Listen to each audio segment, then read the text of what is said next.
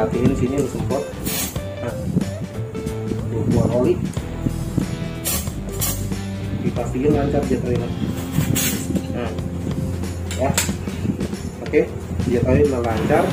Halo, jadi gua jadi sekarang waktunya kita skir clap. Jadi gua skir clapnya pakai tuner biar agak cepet. Jadi tonton. Jadi karena ini servis besar, jadi kalau misalnya servis besar tuh tanggung banget ya. Kalau misalnya nggak sampai di skir clap, tujuannya biar bersih, jadi kompresi itu padat lagi. Jadi di sini gua pakai metode pakai tuner biar cepet. Kalau ada yang masih pakai manual ya nggak masalah sih. Semua metode untuk skir clap tuh macem-macem. Ada yang memang masih manual, kadang ada yang pakai bor. Jadi kalau gue sendiri ya, gue cepetnya gue pakai ini. Cuman kalau pas lagi pakai tuner gini atau nggak bor, hati-hati jangan sampai kebablasan.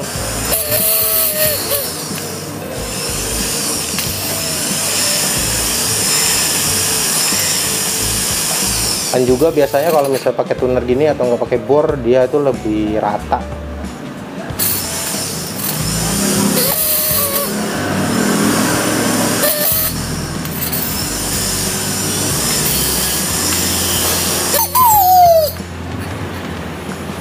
Oh iya, gue mau ngasih tahu, kalau misalnya kalian buka klep ini, dia kan 3 klep, kanan dan kiri. Ketika ngebuka, sebaiknya lu tandain yang mana tadinya kanan, yang mana tadinya kiri.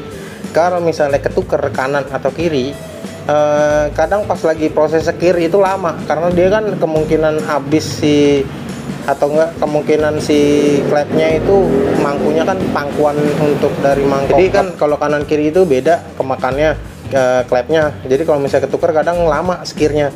Jadi kalian nandain kayak gue di sini, gue tandain X. Di sini gue tandain X dan klepnya itu gue kasih tanda kayak talitis gitu doang sih. Ini berarti gue tandain ini misalnya kanan gitu. Jadi kayak gitu. Dan nanti untuk pemasangan pair klep, hati-hati, dia ada caranya dan nanti gua kasih tahu mana yang bawah mana yang atas. Dia jangan sampai kebalik. Masang pair ini kebalik, pair standar ya, bisa resiko patah klepnya gara-gara masang kebalik.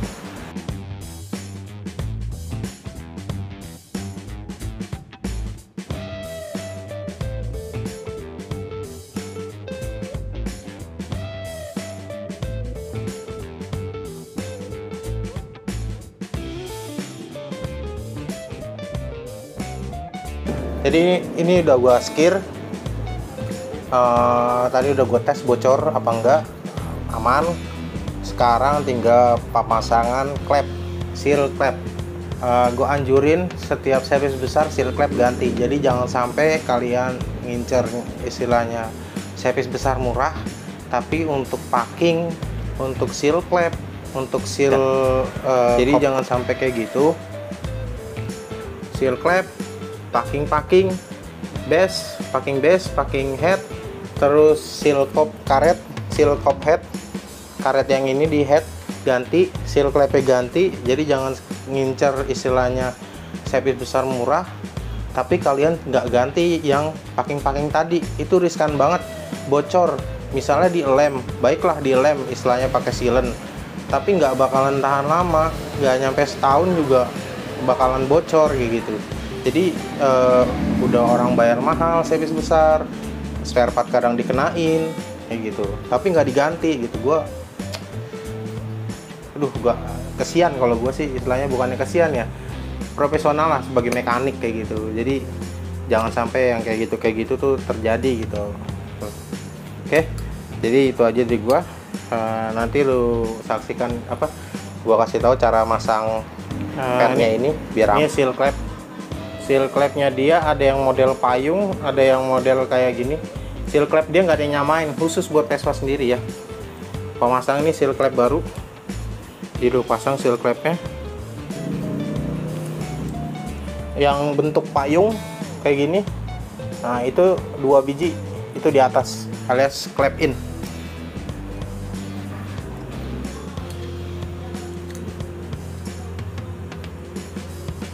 Jadi dia itu kenapa seal clapnya model payung, jadi dia nggak, yang in itu nggak pakai retainer, jadi retainernya udah include sama seal clapnya. Jangan lupa untuk pemasangan yang ek nih, masang retainernya dulu, nanti susah masuk seal clapnya. Retainer dulu pasang, retainer pasang, pasin, udah pas, baru si seal clapnya dikasihin oli nih.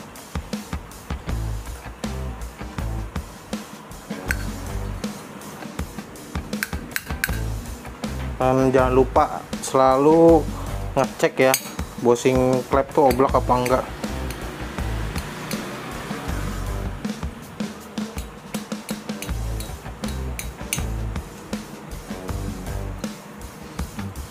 Belum dimasukin tuh dikasihin oli dulu, nanti ntar juga kayak gitu.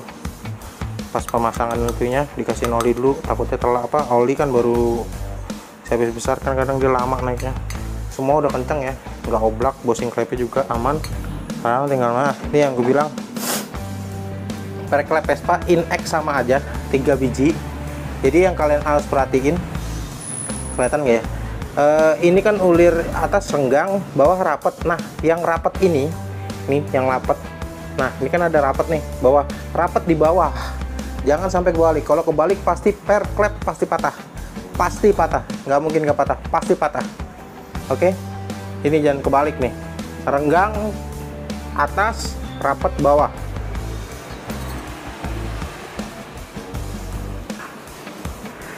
Buka apa, per klep, jadi masangnya nggak terlalu susah nantinya, masang sendiri pun bisa.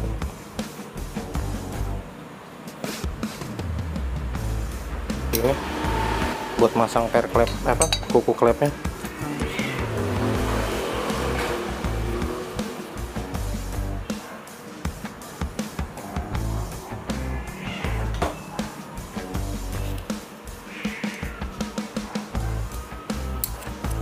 Murah alat kayak gini cuma 150.000 kalau yang biasa. Ini udah selesai semua pemasangan. Oh iya, nanti jangan lupa ya, jangan, pokoknya apalin jangan sampai kebalik. Mastiin juga kalau udah dipasang dia ketok-ketok ujungnya gini dikit aja ya, nggak usah terlalu ini. Buat mastiin tuh kuku klepnya kepasang bener. Oke.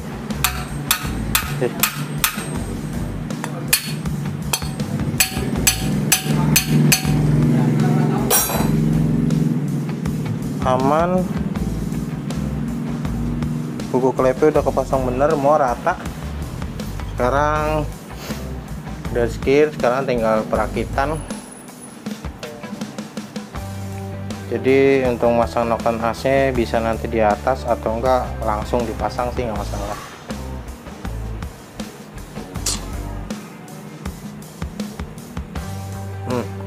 Sebelum masang noken as tuh perhatiin ini nih, si noken AC ini oblak tuh, laharnya tuh oblak. Jadi kalau sebelum pemasangan ini diperhatiin juga, ini oblak ternyata. Itu kadang takutnya berisik dari sini, berisik banget nih lahar noken as. Jadi mendingan sekalian ganti. Nanti gue ganti deh. Oke, nanti. Jadi gue ngasih tahu sini simpel aja, ringan-ringan, tapi ini bermanfaat. Jadi begitu nanti pemasangan parking base atau enggak parking block, yang dilem hanya bagian yang sambungan crankcase aja ya.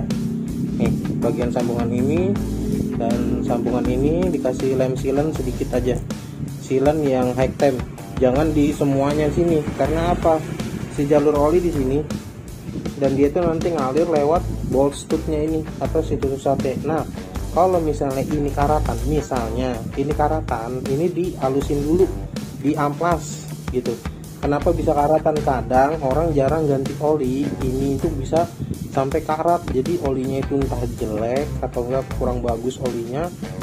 Nah, yang baut baja ini, tusuk sate ini karatan. Jadi sebelum pemasangan dipastiin ini mulus, halus untuk jalur oli nanti. Ini oli naik ke sini. Di jalur oli sini jet oil ini ada jalur di bagian bloknya, blok boringnya. masuk sini, keluar sini, set, untuk maju ke atas. Oke,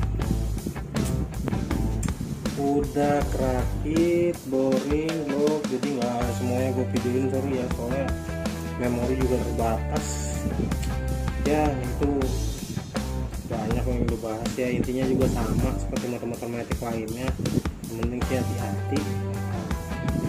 Tuh, jadi udah pasang, ini nanti tinggal dibersih-bersihin. Jadi ini gue pasang dulu biar nanti nggak masuk ke dalam ruang bak oli, di penampungan oli dalam, karena nanti gue mau bersihin nih. Jadi ini gue pasang dulu, gue rakit dulu bentar, mungkin besok gue cuci mesinnya ya. Jadi ini udah selesai gue cuci, kopling SI baru,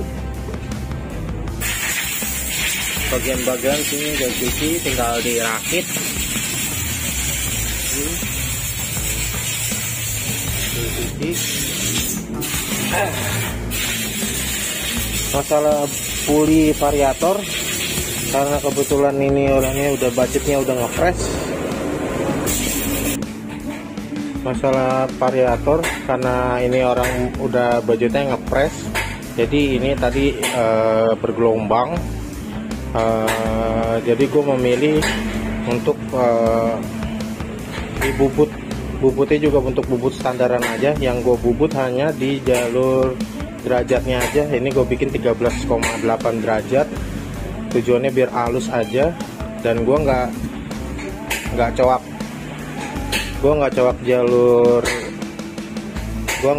jalur roller, karena gue pikir ini untuk harian. Kalau coak jalur roller kadang kalau misalnya nggak rata, roller cepet kemakan. Jadi tujuan gue hanya untuk menghaluskan ini aja, bagian full bubut. Dan ini ringnya, ini ring tembaga juga ada nongol, makanya gue bubut. Ini juga gue bikin 13,8. Oh iya, yang masalah gue bilang waktu itu untuk bubut variator, kenapa gue bilang hati-hati untuk bubut variator. Nah, yang gue bilang untuk hati-hati dalam bubut variator, ini masalah ring ini nih. Ini masalah ring ini. Jadi kalau ngebubut jangan terlalu ekstrim. Seandainya kan lu emang mau ekstrim, lubang dalamnya ini lu bubut lagi, jadi si ring ini nggak nongol. Nah, ketika ring ini nongol melebihi dari jalur derajat si puli atau enggak jalur derajat si pibel, nah ini nongol ringnya, nah pibel lu bakalan kegerus, pibelnya bakalan kegerus. Nah, ini udah gue bubut juga dalamnya sedikit. Nah, jadi si ring ini nggak nongol kayak gitu, makanya jangan asal bubut variator yang gue bilang. Kalau emang mau bagus lagi sih mendingan beli jadi ya, daripada krok jalur roller. Kalau misalnya karena jalur roller itu kadang kroknya beberapa tukang bubut masih handmade, jadi kita nggak bisa salahin juga. Kalau emang dia bagus untuk handmade sih ya bagus, nggak bakalan kemakan jalur rollernya. Tapi kalau misalnya handmade kadang memakan. Nah, ini nggak rata nih, bagian-bagian sininya nggak rata. Nah, ini kadang-kadang masalah dia dibubut digedein sininya, kadang kalau misalnya handmade itu nggak rata gitu, kecuali yang ada mungkin pakai mesin ya. Gue nggak ngerti caranya bagaimana. Biasanya sih ini di krok manual kadang ya ada yang bagus, ada yang nggak rata kayak gitu. Jadi gue milih nggak usah dibubut ya ininya. Nah, juga buat harian juga nggak perlu. Gue hanya menghaluskan ini aja nih biar nggak bergeleng, biar nggak bergelombang si pibelnya ini, jadi mulus naik turunnya. Karena ini awalnya tadi bergelombang kayak gitu, brother. Oke, sekarang kita tinggal ngerakit mesinnya. Semua udah dicuci, roller baru, ampas kopling baru. Untuk piston setelah gue cek masih bagus, jadi nggak perlu ganti. Kalau ganti juga lumayan harganya. Blok piston itu selesai sekitar 2,5 juta. Jadi masih bisa ini ya, tapi seal plate gue ganti.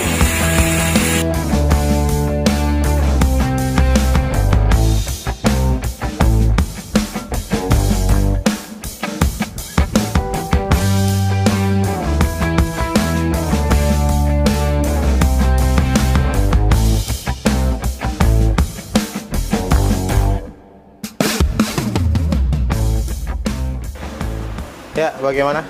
Anda sudah menyaksikan untuk turun mesin Ganggo turun mesin LX 150 3V. Jadi orangnya juga udah lama banget nggak turun mesin, alias baru turun mesin sekitar dari awal beli katanya. Kan kilometernya itu sekitar dihitung kalau murni sekitar 35 ribuan kalau nggak salah. Jadi yang gue bilang masalah pair clap, terus masalah seal, jadi lebih baik ganti, dan pemasangan pair juga jangan sampai salah dan kebalik. Action.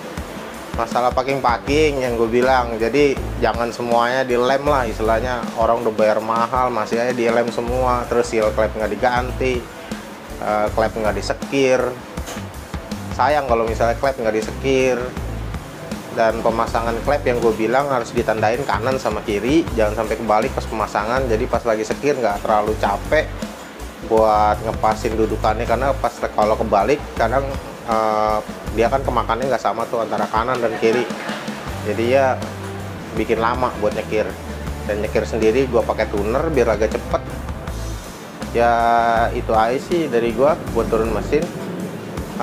Jadi buat packing yang gue bilang lah, pokoknya saya jangan sampai nggak diganti lah packing, apalagi packing yang kop silinder itu yang nggak diganti, kadang dilem semua. Mending kalau lemnya pakai lem yang high time yang model sealant, rata-rata pakai lemnya yang tribon yang kaku. Lem itu ada dua macam lem tribon, merek tribon itu ada yang high time, ada high time yang sealant, ada yang gasket khusus buat gasket packing head. Terus kalau di lem juga resiko si jalur lubang oli itu tersumbat gitu. Jadi pas lagi lu ngelem usahain setengah kering baru lu pasang kalau misalnya darurat. Tapi kalau misalnya ganti ngapain, yang penting dibersihin semua rata, nggak ada legokan atau nggak ada cacat. Si boringnya, si headnya semua udah bener, pasang kayak gitu. Oke. Jadi kalau misalnya lo ada pertanyaan atau enggak kritik saran, lo boleh nanya di kolom komentar. Secepatnya gue akan balas. Terima kasih. Oke. Terima kasih atas dukungan kalian, mensubscribe channel ini, mendukung channel ini agar lebih berkembang. Dan jangan lupa klik tombol subscribe, like, komen, share ke teman-teman kalian apabila video ini bermanfaat. Gue Marwan, pamit undur diri. Salam otomotif. Bye bye. See you next video.